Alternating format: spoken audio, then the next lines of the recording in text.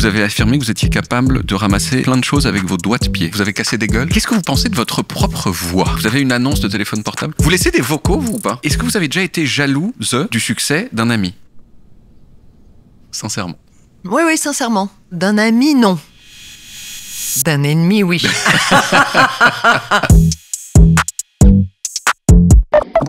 Philippine Leroy-Beaulieu, bonjour. Bonjour. Vous avez un des noms les plus spectaculaires du cinéma français, Philippine Leroy-Beaulieu. Je veux dire, ça en impose, plus que par exemple si vous appeliez Sophie Bouchot. Est-ce que ça met la pression un petit peu d'avoir un nom aussi spectaculaire? Non, alors je vais vous dire la vérité, mon nom a été un handicap. Oui. Parce qu'il me figeait tout à coup dans un endroit, dans une classe sociale. Je me souviens de copains acteurs quand j'étais jeune actrice qui disaient « Philippine Leroy-Beaulieu, évidemment ». Et c'était compliqué parce que du coup, on n'osait même pas me proposer des rôles qui sortaient de ce que mon nom représente en réalité. Mais après, il représente pas grand-chose. En réalité, je sais pas. On ne se pose jamais la question si quelqu'un qui a un nom beaucoup plus simple peut jouer une duchesse. Mais en revanche, quand Philippine Leroy-Beaulieu veut jouer une paysanne, c'est plus compliqué. Normalement, on commence toujours par la naissance des gens. Parce que c'est par là que ça commence généralement pour les gens. J'aimerais bien qu'on commence avant, avec vos parents. Est-ce que vous pouvez me parler d'eux un petit peu?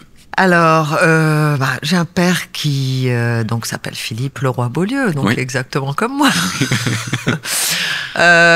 qui lui est parti au début des années 60 en Italie et il a été acteur en Italie depuis. C'était quelqu'un qui avait énormément de force, une force de caractère. Et dans les dîners avec beaucoup de gens, il avait tendance à à la ramener, à gueuler, et même parfois quand il était ivre-mort, à se mettre sur la gueule avec les gens. Ah oui, et il avait les capacités de mettre sur la gueule. Il avait la force. Ouais, d'accord. On a grandi à Rome, hein. Moi j'ai grandi à Rome, donc les souvenirs de mon père comme ça, c'est en Italie, donc il faut replacer ça dans un contexte italien, parce que à Paris, à Paris, ça semble étrange, alors qu'en Italie, un dîner bien arrosé, ça se termine en engueulade, forcément.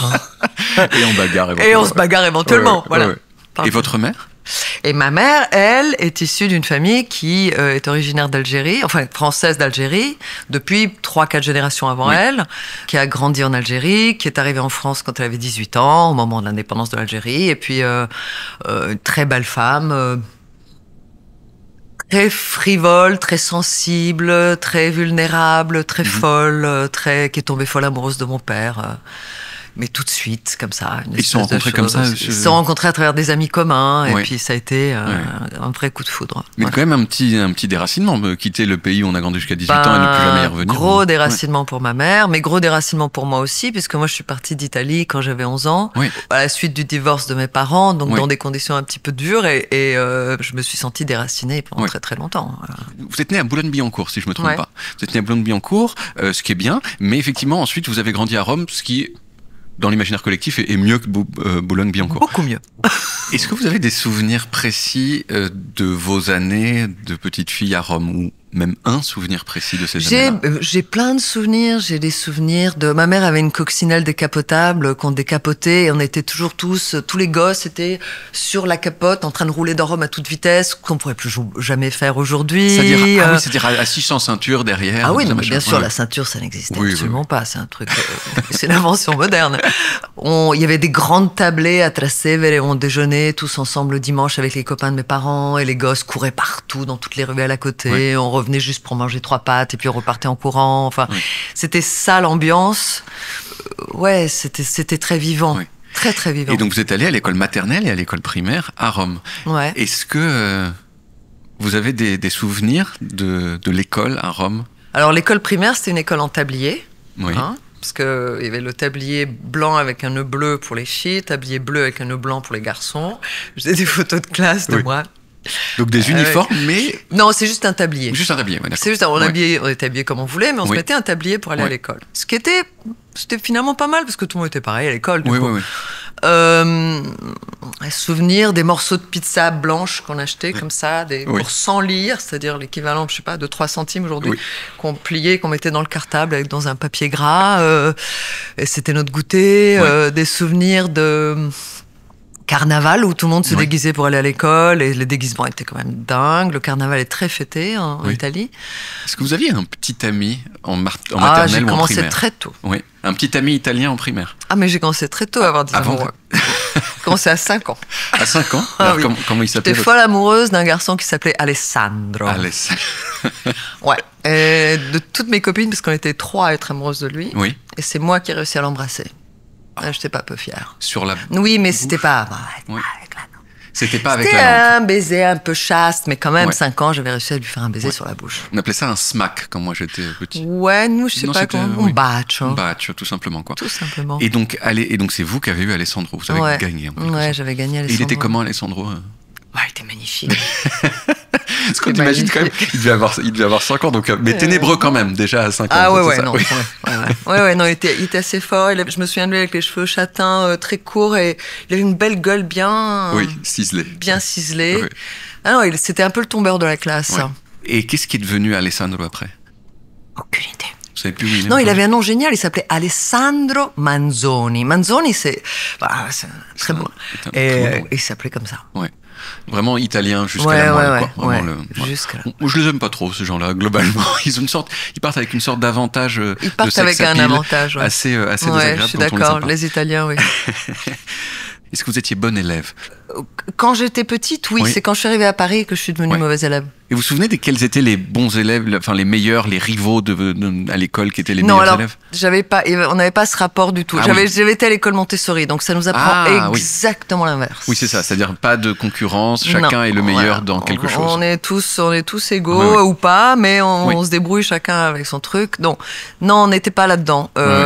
Non, je me souviens de ma meilleure amie quand j'étais petite, qui est restée mon amie très très longtemps, encore aujourd'hui, qui était américaine et qui elle était très forte à la course. Oui. Et ça me faisait râler parce que moi j'étais vraiment naze, je savais pas courir. Là j'avais une compète. Oui. Sur le fait qu'elle courait super vite, elle courait avec les garçons, elle courait plus vite que les garçons, ça me rendait folle. Et cette amie, donc vous l'avez toujours? Oui, absolument. Vous l'avez connue en primaire à Rome? Oui, c'est une américaine qui vivait à Rome avec ses parents à l'époque, et puis il se trouve que la vie l'a ramenée à Paris, et du coup elle vit à Paris, et du coup j'aime encore. Et qu'est-ce qu'elle fait maintenant? Elle court toujours ou pas? Non. Elle a cessé de courir. Plus. Et donc tout ça, ça veut dire que toute votre enfance, vous avez parlé italien? Ouais. Et même mieux que français, en fait. Oui, je parlais très peu français. On parlait un tout petit peu français à la maison, mais très peu finalement on parlait italien. Même mes parents ils parlaient italien moins bien que moi, parce que moi je l'ai appris enfant alors que eux l'ont appris plus tard. Mais oui, je parlais pas français. Quand je suis arrivée en France et que j'ai fait ma première dictée, j'ai fait 60 fautes d'orthographe. Ce qui est trop. Ce qui est un peu trop. Ça fait 0, quoi. Ça fait 0, ça fait surtout une humiliation devant la classe, parce qu'en fait, on passait la copie à notre voisin, qui corrigeait la copie, avec le tableau. Je sais pas, vous vous souvenez de ça? C'est-à-dire, on réécrivait, le prof écrivait la dictée au tableau, et on était là en train de dire « Ah, mais elle a fait une faute, elle a fait une autre faute, 60. C'est violent. Mais ça s'est amélioré après. Ah, maintenant, je suis assez imbattable. Ouais. Peut-être fonction de cette humiliation Forcément. de départ. Et donc vous aviez même un accent quand vous êtes arrivé? J'avais un accent très chantant. Ouais. C'était difficile, à part pour la dictée, je veux dire, on vous a considéré comme une... Oui, c'était difficile parce que il y avait ce côté... La personne qui arrive d'ailleurs, c'est la Rital, les profs qui disaient alors c'est comme ça qu'on fait en Italie Non, pas cool. Pas cool. C'est vrai parce qu'un peu après dans la vie, avoir c'est mon ami italien, il y a tout de suite un truc sympa, on a un bon a priori. Mais à ce moment-là, c'était le contraire, quoi. En primaire.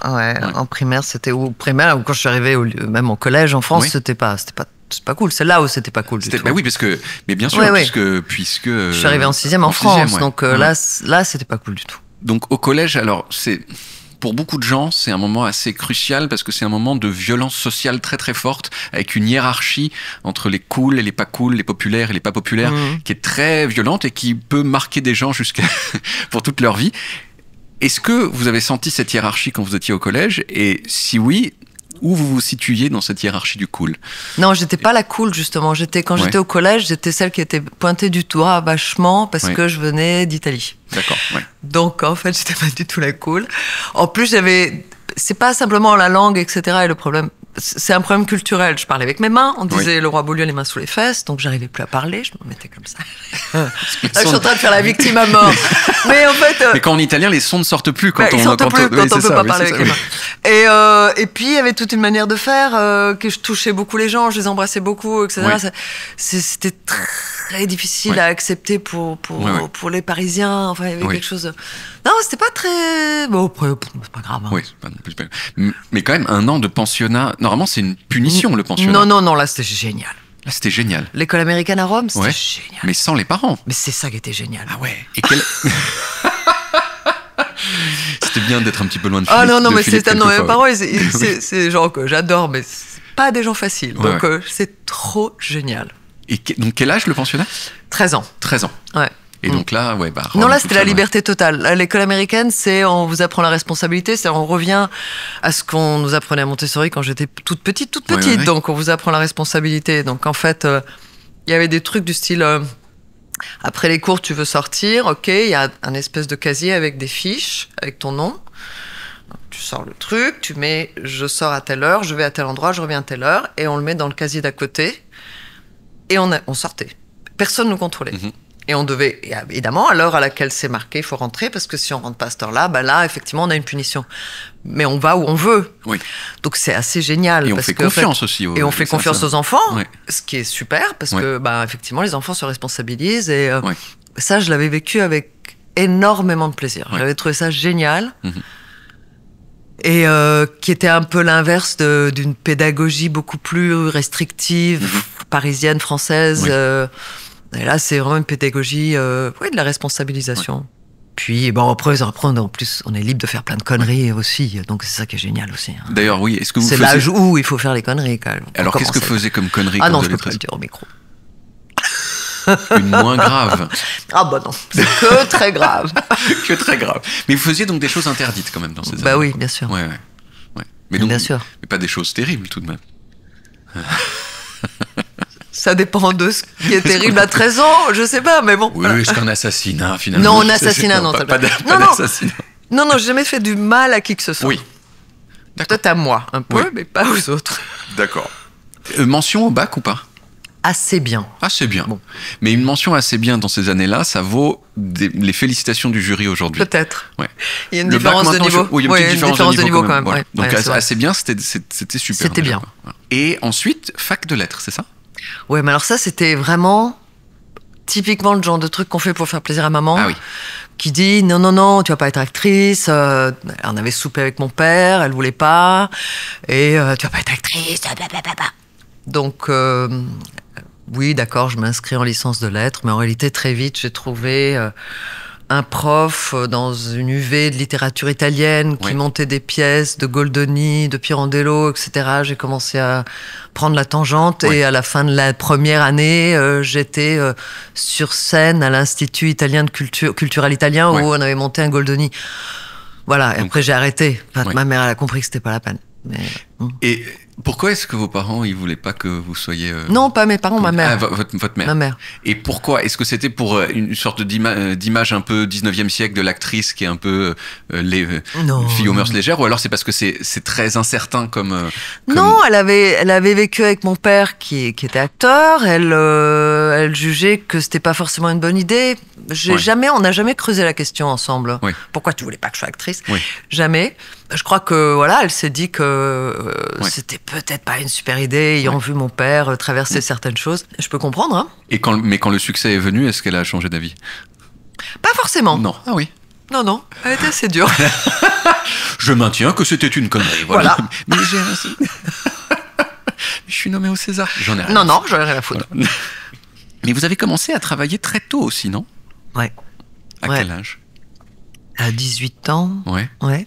Et vous avez fait des petits boulots avant de... Très peu de temps, pendant 1 an, oui, j'ai fait serveuse, ce genre de choses-là. Oui. Mais vous avez un souvenir de serveuse? Oui, j'ai un souvenir de serveuse en vacances, parce que surtout, je me souviens d'une saison où à Ibiza, j'avais été serveuse dans un resto. Oui. Et je m'étais marrée comme une baleine, parce qu'en fait, je fais ça très très bien. Oui. J'adore, en fait. Je portais 15 plats, je trouvais ça génial, j'étais très bonne. Et quand on est serveuse à Ibiza oui, moi ça c'était pendant les vacances, après je l'ai fait aussi. Mais on imagine qu'on doit se prendre quand même pas mal de remarques assez de la part des hommes qui sont un peu là en vacances, non ou pas? Oui, mais alors ça, c'est parce que j'ai grandi en Italie. Oui. Et que j'avais l'habitude à ce qu'on me mette la main aux fesses quand j'étais petite. Je sais faire ça. Oui. Et il n'y a pas de souci, quoi. Je me défends. Je sais me défendre, en fait. J'ai grandi en apprenant à me défendre de... Oui, vous avez grandi dans vraiment un des milieu regards et des mains italiennes, donc en fait... Quand on a affronté l'Italie de ce point de vue-là... En général, on est un peu tout terrain. Autre chose, petit boulot, avant de démarrer la carrière d'actrice? Non, j'ai fait 2-3 pubs. Oui, alors, des pubs pourquoi, justement? Un papier peint. Oui. C'était une pub en mode comédie musicale, parce que j'avais fait beaucoup de danse aussi. Oui. J'avais fait une pub pour un gâteau d'une grande marque dont je ne dirai pas le nom. Et puis, pareil, c'était un truc chanté. C'est marrant, j'avais fait pas mal de trucs où ça chantait, ça dansait. Et puis un truc, je crois, pour du cacao. Comme ça, voilà. Et le papier peint, c'était quoi les qualités de ce papier peint? Vous vous en souvenez pas? Non. Je me souviens juste qu'on était toutes avec des petites jupettes rouges et des queues de cheval et qu'on dansait. Vous les avez jamais revus, ces publicités? Non. Alors, il y a toujours un moment où on arrive à l'intermède promotion. Allons-y. Quelle est votre actualité? Actuellement, je suis en train de terminer la saison 4 de Emily in Paris. Un film au Brésil avec un réalisateur qui s'appelle Carlos Saldanha qui fait son premier grand long sur un navigateur brésilien qui a traversé l'Atlantique à la rame de la Namibie jusqu'au Brésil. Oui. Et je joue sa mère. Et quand est-ce qu'il a fait ça, ce navigateur brésilien? Il y a une quarantaine d'années. Il s'appelle Amir Klink. C'est un trésor national au Brésil, cet homme. Et je fais un tout petit rôle dans le film que Cédric Lapiche est en train de faire. Voilà. Je vais tourner, mais minuscule, c'est une apparition. Voilà. C'est fou parce que vous faites partie des gens un peu comme John Travolta, qui ont été un peu 2 fois des stars. 2 fois des stars avec une sorte de pause au milieu. C'est rare quand même, ça. Pour une femme. Pour un homme, c'est plus courant. J'ai l'impression que les hommes, ils ont toujours une deuxième vie après 50 ans, alors que normalement, les femmes, non. Voilà. C'est comme ça. J'adore être l'exception. Alors, il y a toujours, après l'intermède promo, on fait toujours un moment, et c'est c'est la dernière partie de l'interview, pas la fin, s'appelle En vrac. Alors, c'est pas comme si non plus c'était extrêmement rangé jusqu'à présent. Jeté. Voilà. Alors, il peut y avoir des questions un tout petit peu un petit peu étonnantes, qui peuvent paraître stupides, pas toutes, mais il faut essayer d'y répondre comme si elles l'étaient pas. On va essayer d'être intelligent dans la réponse. En 1993, à la télévision, vous avez affirmé que vous étiez capable de ramasser plein de choses avec vos doigts de pied. C'est vrai. C'est toujours vrai? Est-ce que vous pouvez donner un exemple d'objet que vous êtes susceptible de ramasser avec vos pieds? Crayon, ça c'est évident, c'est facile. Hein. Mais tout ce qui n'est pas trop gros, évidemment. Oui, pas machine à café, par exemple. Machine à café, je vais essayer. C'est un challenge que je... challenge accepté. Challenge. Non, je sais pas, j'allais évoquer, vous savez, ce film avec le Daniel Day-Lewis. Et lui, c'est parce qu'il peut pas se servir de ses mains. Et donc, il apprend à... Ah oui, My Left Foot. My Left Foot, exactement. Je crois que je suis meilleur avec le droit, moi, en revanche. Je pensais que vous alliez dire je suis meilleur que Daniel Day-Lewis dans le film. Je fais confiance quand même sur le style. Je n'oserais jamais me mesurer à Daniel Day-Lewis. Et vous avez d'autres talents cachés qui sont pas, disons, forcément utiles au premier abord comme ça, mais qui peuvent faire leur effet en société? Mais... C'est comme... vous voyez, vous n'y arrivez pas. Mais j'arrive pas du tout. Il y a une sorte de cran d'arrêt. Quand j'étais petite, je frimais avec tous mes copains. Regarde, je sais faire. Mais on dirait une sorte de mini-attaque de cobra. C'est comme... Oui. Mais c'est remarquable. Voilà. Bravo, du fond du cœur. Un peu avant ma naissance, dans les années 70, il fallait s'habiller avec des vêtements près du corps. Puis après, quand j'étais petit, il y a un moment, il a fallu s'habiller avec des vêtements qui sont très amples. Puis ensuite, un peu plus tard dans ma vie, il a fallu s'habiller avec des vêtements resserrés. Et maintenant, depuis quelques années, c'est des vêtements larges. J'y suis pour rien, c'est pas de ma faute. Oui. Vous pouvez faire quelque chose, s'il vous plaît. Non, c'est quand même dingue. Et il y a toujours un truc, genre, ça m'embête, moi, parce que je me dis, en fait, est-ce que je dois absolument m'habiller large? J'ai l'impression de me soumettre un peu à une sorte de regard des autres, un peu superficiel. C'est quoi votre rapport, vous, à ces fluctuations un peu incompréhensibles, quand même, de la mode? Ça m'intéresse pas du tout. Oui. Ce qui m'intéresse, c'est les trucs qui me vont. Oui. Que je trouve jolis sur les gens aussi. Oui. Mais si on vous observe, donc, peut-être depuis ces époques-là, vous direz que vous n'avez pas suivi les mouvements, non. En tout cas de serrer large, serrer large, serrer large. C'est-à-dire que si tout à coup on trouve que ce truc qui est large cette saison me va bien, enfin je vais le mettre. Oui, oui, oui. Mais sinon je le mets pas parce que c'est la mode. Oui, oui. C'est mon rapport à la mode, il est comme ça. C'est pas, j'aime les vêtements, j'aime évidemment les beaux vêtements, tout ça, mais je ne la suis pas aveuglement. Ce qui m'intéresse, c'est ce qui me va, dans lequel je me sens bien, où ça peut raconter quelque chose. Oui, mais c'est vrai, dans le ce qui va, moi j'ai vécu comme ça, comme la mort du cool des pantalons en lin blanc. Il y a eu un moment, alors je sais que c'est dur de s'en souvenir, mais il y a un court moment, peut-être au tournant des années 90, début des années 2000, où les hommes pouvaient porter des pantalons en lin blanc, et brusquement, à un moment, on m'a commencé à me dire genre, ah, mais c'est quoi ce truc dégueulasse? Et je dis, mais non, mais pourquoi ça m'allait en 2002, et maintenant tu me juges, et ça me rend triste un petit peu. Il y a des trucs comme ça aussi pour les filles, oui, c'est sûr. Il y a des trucs, d'un coup, c'est la hauteur de la jupe. les tailles hautes, tailles basses. Taille haute, taille basse, alors ça la taille basse est ravissante quand on a 20 ans et un ventre plat, et puis à un moment, c'est pas la peine. C'est moins possible. Qu'est-ce que vous pensez de votre propre visage? Ouh, bonne question. J'essaye de me regarder comme si c'était pas moi de plus en plus. J'essaye d'apprendre ça, parce que c'est un truc qui, pour les acteurs, les actrices surtout, est assez... on est soumis à cette torture de se regarder. Donc, ce qui est facile pour personne, je vous rassure, c'est pas... Donc, il faut apprendre, comme certaines actrices savent le faire très bien, se regarder comme si c'était pas soi-même. Et vous y arrivez? Je vous dis, j'essaye d'apprendre à me regarder. Non, parce qu'il y a forcément des trucs qu'on n'aime pas. Mais après, on s'en fout de se dire est-ce qu'on aime ou on n'aime pas. On est juste en train de se dire comment est-ce qu'on fait pour que ce truc qu'on n'aime pas, soit on l'accepte, soit on le modifie un peu grâce au maquillage, soit on fait... Mais on... après, c'est comme... Oui, c'est comme une construction. Après, c'est un truc un peu... Est-ce que... Alors moi, je sais que j'en ai un certain nombre, mais est-ce qu'il y a des choses de votre physique où vous dites genre... bon, là, je sais que... J'aime bien mes épaules. Voilà. C'est beaucoup, c'est très important, les épaules. Ouais. Je regardais ailleurs. Non, j'ai vu la fin. Est-ce que vous vous êtes déjà battue? Petite, ouais. Petite et jeune ado, oui, avec mon frère. Vous avez cassé des gueules? Non. Je réponds à des provocations. J'ai pu répondre, pas plus maintenant, hein. Non, plus maintenant du tout. Je déteste ça.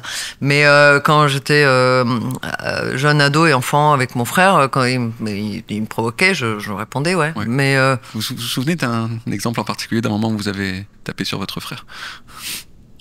Non, non, non. C'est vous gagnez? Non, je gagnais pas. Ouais. Non, il a été assez vite fort. Non, je perdais en général. Oui. Mais même en fait, quand on perd, il y a beaucoup de gens qui font de la bagarre qui disent ça, même quand on perd, on augmente le prix pour l'autre de nous attaquer. C'est-à-dire que si on se défend pas, on dit pourquoi je ne l'attaquerai pas parce qu'il n'y a aucun prix à payer. Mais même quand on gagne une bagarre, se prendre une petite claque, peut-être... Ça peut aussi exciter l'adversaire. Hein. Ah, il avait l'air d'être sympa, votre frère. Non, mais je parle pas que de lui, je parle en général. Oui. Ça peut exciter l'adversaire de se prendre des coups. Oui. Elle répond quand même. Qu'est-ce que vous pensez de votre propre voix? J'ai un rapport compliqué parce que je l'aime bien et en même temps parfois elle me surprend parce que je me dis mais c'est quoi cette voix? Souvent quand j'appelle on me dit bonjour monsieur quand les gens me connaissent pas. Hein. Allô monsieur, bonjour. Non, c'est madame. C'est madame. Donc c'est compliqué. C'est compliqué. Donc oui, vous remarquez que les autres vous disent que vous avez une voix inattendue. Oui. Ça m'a posé des problèmes quand j'étais très jeune actrice parce que je pouvais jouer aucun rôle de jeune première. Ah oui. Ah, parce que vous étiez comme ça. Ah bah non, parce que j'arrivais avec une tête un peu innocente, mais dès que je commençais à parler, il y avait un truc qui sortait qui correspondait pas du tout à ma gueule. Donc en fait, c'est... Il y avait un truc troublant, quoi. Ah ouais. Ouais. Sur votre, vous avez une annonce de téléphone portable quand on vous appelle ou pas? Ah, je sais pas. Un répondeur. Je me souviens plus que si j'enregistrais un truc. J'enregistrais un truc?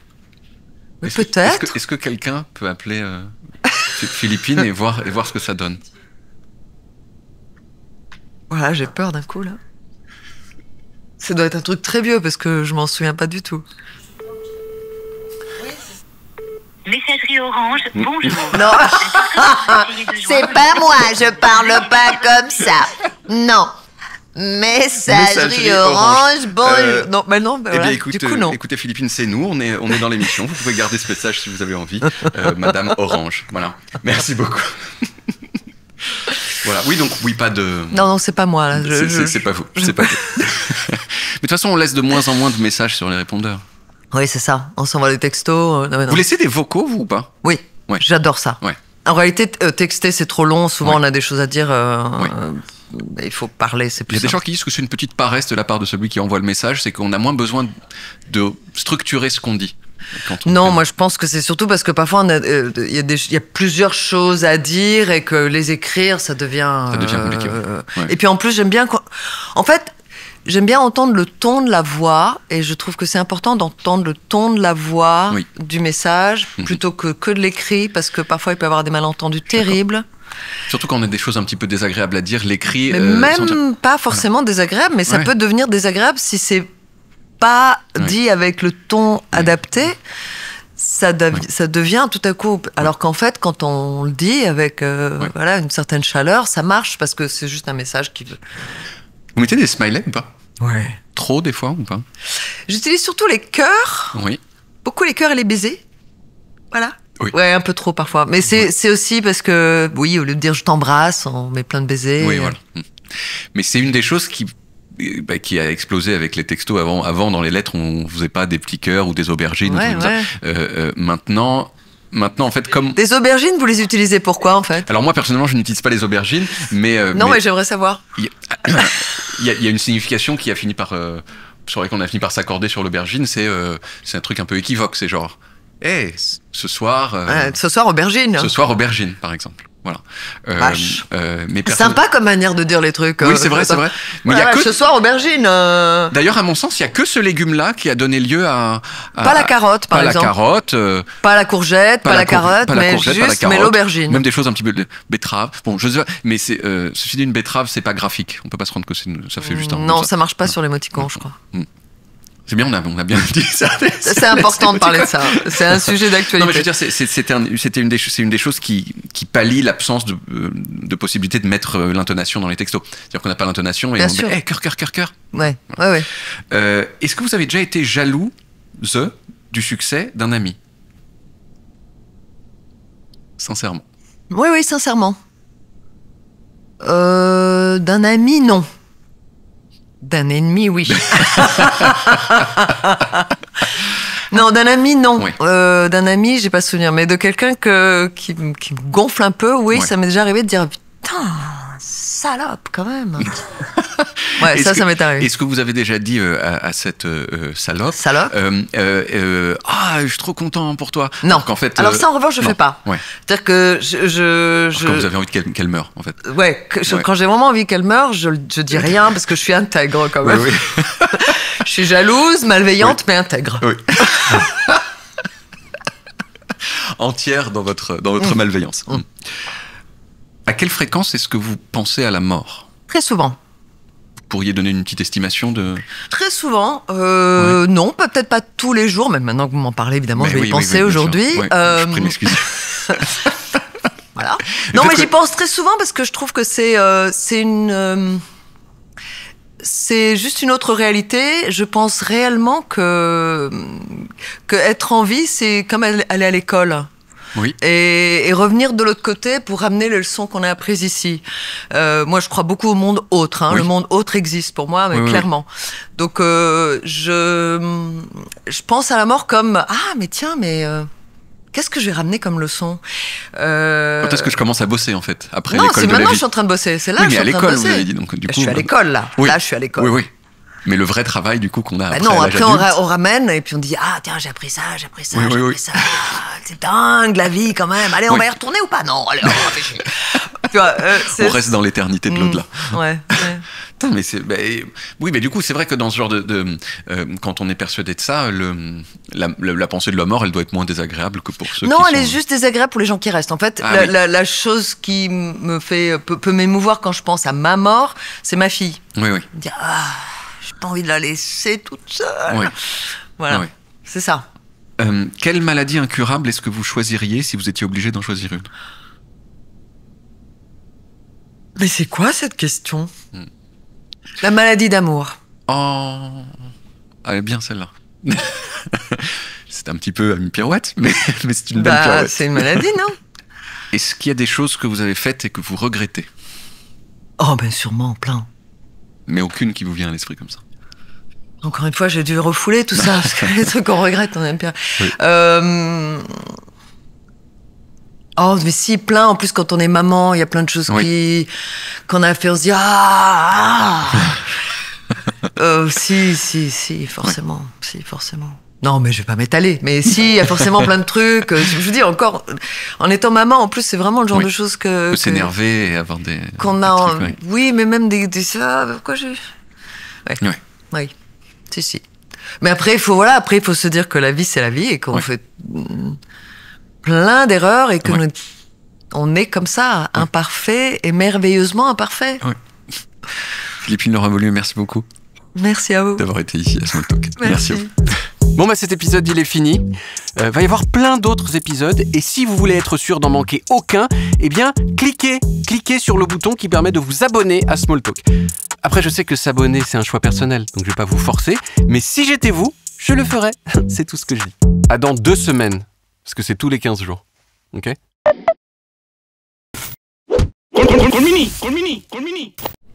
Ramenez la coupe à la maison. Allez les bleus, allez. Ramenez la coupe à la maison. On pourra essayer de mettre les deux l'un par-dessus l'autre, c'est ce que j'ai fait. Je peux le faire à l'octave en dessous. Ramenez la coupe à la maison.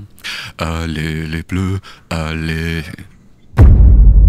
Ramenez la coupe à la maison. Allez les bleus, allez. Ramenez la coupe à la maison. Allez les bleus, allez. Ramenez la coupe à la maison. Allez les bleus, allez. Casse la démarche comme Samuel Umtiti. Allez les bleus, allez. Ramenez la coupe à la maison. Allez les bleus, allez.